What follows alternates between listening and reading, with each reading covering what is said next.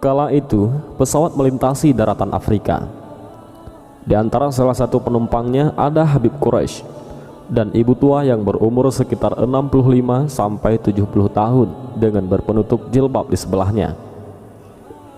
Dalam perjalanan itu, ibu tua menyapa Habib Quraisy dan menanyakan tempat tujuannya dengan menggunakan bahasa Arab yang sangat fasih. "Mau kemana Anda?" tanya ibu tua itu. "Saya akan transit ke Yordan, kemudian melanjutkan perjalanan ke Yaman," jawab Habib. "Asalnya dari mana?"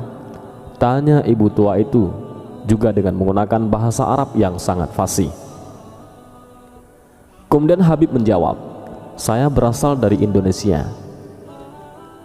Karena mengetahui Habib Quraisy orang Indonesia, kemudian ibu tua itu menggunakan bahasa Indonesia dengan sangat fasih.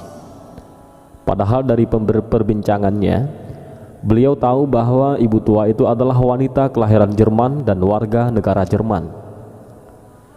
"Adik di Indonesia itu dari mana?" Habib Quraisy katakan, "Saya dari Jawa." Tak ubahnya seperti mengetahui sesuatu, ibu tua itu lantas merubah dialognya dengan menggunakan bahasa Jawa, yang dialeknya sangat halus dan sampai-sampai Habib tidak paham dengan apa yang beliau katakan. Habib berkata, "Luar biasa, ibu begitu banyak menguasai bahasa sampai bahasa Indonesia dan Jawa, padahal ibu adalah orang Barat." Ibu tua itu hanya tersenyum seraya berkata, "Alhamdulillah, saya menguasai 11 bahasa dan 20 bahasa daerah." Silih waktu dari perbincangan Habib Quraisy bersama ibu tua itu akhirnya mengarah kepada hal-hal yang berkaitan dengan agama. Ibu tua itu mulai mengupas pembahasan tentang Al-Quran dengan indah dan sangat mahir. Habib pun penasaran atas kehebatannya menjelaskan Al-Quran. "Apakah ibu hafal Al-Quran?" Beliau menjawab, "Iya, saya telah menghafal Al-Quran.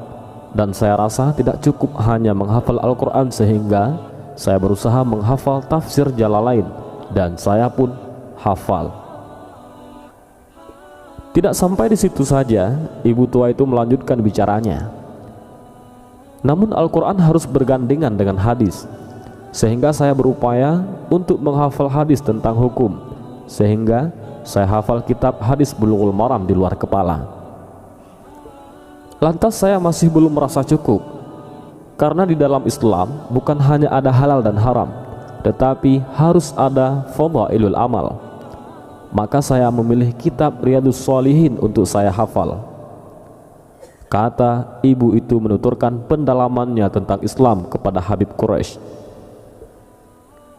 Ibu itu kembali bertutur, "Di sisi agama ada namanya tasawuf, maka saya memilih kitab Ihya Ulumuddin. Dan sampai saat ini saya sudah 50 kali mengkhatam membacanya. Karena seringnya membaca Ihya Ulumuddin, sampai pada akhirnya bab Ajaibul Qulub saya hafal di luar kepala." Habib Quraisy kagum melihat kehebatan dan luar biasanya ibu itu. Namun karena tidak percaya begitu saja, akhirnya Habib mencoba untuk memberikan tes dari kebenaran perkataannya itu. Apakah ia benar telah menghafal Al-Quran? Apakah benar ia menguasai tafsir Jalalain tentang asbabun nuzul dan kaul Ibnu Abbas? Setelah melalui beberapa pertanyaan, ternyata benar ibu itu hafal Al-Quran dan bahkan mampu menjawab tafsirnya dengan piawai dan mahir. Ketika Habib mengangkat permasalahan Ihya Mawad yang ada dalam kitab Bulughul Maram, ibu tua itu pun menjabarkannya dengan cukup jelas.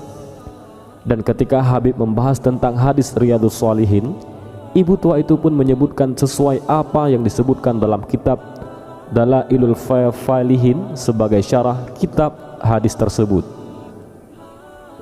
Dan lagi ia menjelaskan masalah psikologi hati berbasis kitab Ihya Ulumuddin pada pasal Ajaibul Qulub.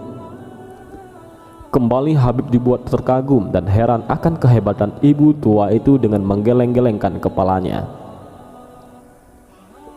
Pesawat akan mendarat di airport. Lalu ibu tua itu mengambil tasnya yang ada di kabin. Karena sudah merasa kenal, Habib pun membantu menurunkan 3 tasnya ke lantai pesawat. Namun apa yang terjadi? Subhanallah, saat ibu itu menunduk untuk mengambil tasnya, ternyata keluar dari balik jilbabnya seutas kalung salib. Seperti petir menyambar di siang bolong, Habib Quraisy menunduk lemah. Ibu itu pun tersenyum dan berkata, "Akan kujelaskan padamu nanti di hotel." Habib akan transit selama sehari semalam. Begitupun dengan ibu tua itu. Di ruang tunggu dia tunjukkan nomor kamarnya kepada Habib dan berjanji bertemu di ruang lobi restoran. Keduanya akhirnya bertemu. Kepada Habib Quraisy ia mengatakan, "Saya bukan orang Kristen. Mengapa saya keluar dari Kristen? Karena saya menganggap Kristen itu hanya dongeng belaka. Dan kalung ini bukan berarti saya Kristen, tetapi kalung ini pemberian dari almarhumah ibu saya." Ia mengatakan bahwa ia telah mempelajari Kristen, Hindu, dan juga Islam. Ia mengungkapkan ketertarikannya mengenai keagungan yang ada di balik wahyu Allah dan hadis Nabi Muhammad. Lalu Habib bertanya, "Apa agama ibu sekarang?" Ibu itu mengatakan, "Saya tidak beragama."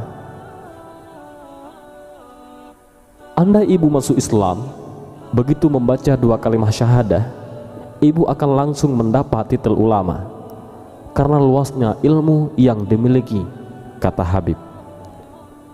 Ia menjawab, "Mungkin karena saya belum mendapat hidayah dari Allah."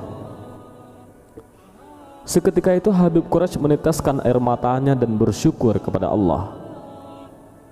Bagaimana orang seperti dia yang sudah hafal 30 juz Al-Quran dan hadis-hadis belum Allah izinkan untuk beriman kepadanya, sementara kita tanpa usaha apapun telah dipilih oleh Allah untuk menjadi seorang muslim?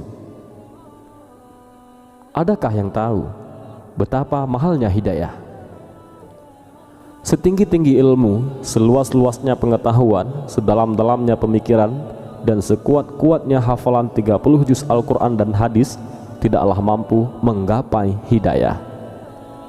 Karena hidayah itu adalah datangnya dari Allah. Sebagaimana hambanya masuk surga karena rahmatnya, tidaklah cukup hanya menghafal Al-Quran dan hadis. Demikianlah kisah luar biasa ini. Semoga kita dapat mengambil ikhtibar betapa bersyukurnya kita dianugerahi iman dan Islam. Tinggal bagaimana kita mencari dan mempelajari Islam secara kafah. Dan semoga kita termasuk golongan orang-orang yang husnul khatimah. Dan ibu tua itu bernama An-Mari Shimmel, yaitu ahli terkemuka dalam literatur Islam dan mistisme ataupun tasawuf. Beliau dikenal memiliki ingatan fotografis dan beliau berkebangsaan Jerman. Dan beliau juga seorang profesor yang mengajar di 3 universitas terkenal di 3 negara yang berbeda. Beliau wafat pada tahun 2003 di usia 80 tahun. Dan entah bagaimana akhir kisah tentang keimanannya di sisa akhir hidupnya. Wallahu a'lam bishawab.